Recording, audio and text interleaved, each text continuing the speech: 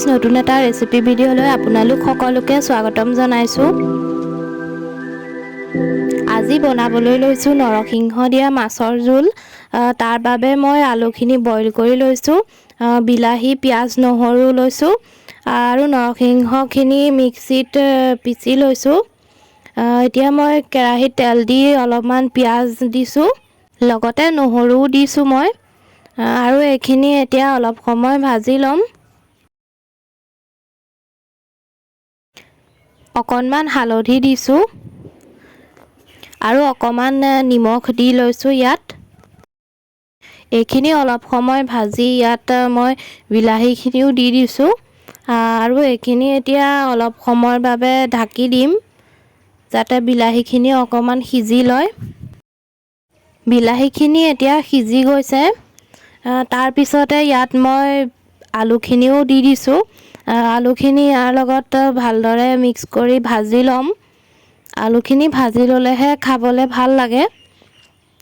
ইয়াত কোনো ধৰণৰ মছলা ব্যৱহাৰ কৰা নাই, কাৰণ নৰসিংহৰ জোল, সেইকাৰণে মছলা দিলে তাৰ যিটো গুণ থাকে সেইখিনি নোহোৱা হৈ যায়।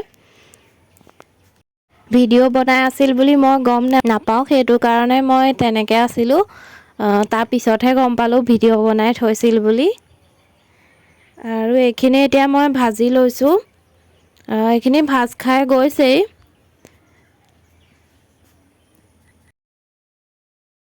ভজাৰ পিছত আলুকণ এনেকেই বহুত বেছি টেষ্টি লাগিছে। এতিয়া মই ইয়াত নৰসিংহৰ জোলখিনি অলপ অলপকৈ দি উতলাই ল'ম। এতিয়া বাকীখিনিও মই অলপ অলপকৈ দি লৈছোঁ। এইখিনি এতিয়া অলপ সময় উতলিবলৈ দিম।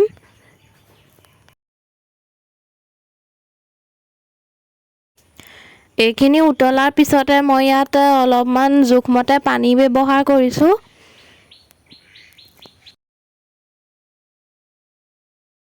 এয়া ভালদৰে উতলি গৈছে। তাৰ পিছতে ইয়াত মাছ আছিলে, ভাবিলোঁ ইয়াত দি দিওঁ। মাছ দিলে খাবলৈ বেছি টেষ্টি হ'ব। এতিয়া মাছখিনি দিওঁ, এই দাইলখিনি অলপ সময়ৰ কাৰণে মই উতলাই ল'ম। এয়া মোৰ হৈ গৈছে, দেখিবলৈও ধুনীয়া হৈছে, খাবলৈও ভালেই হৈছিল। যদি ভাল পালে লাইক শ্বেয়াৰ ছাবস্ক্ৰাইব কৰি দিব।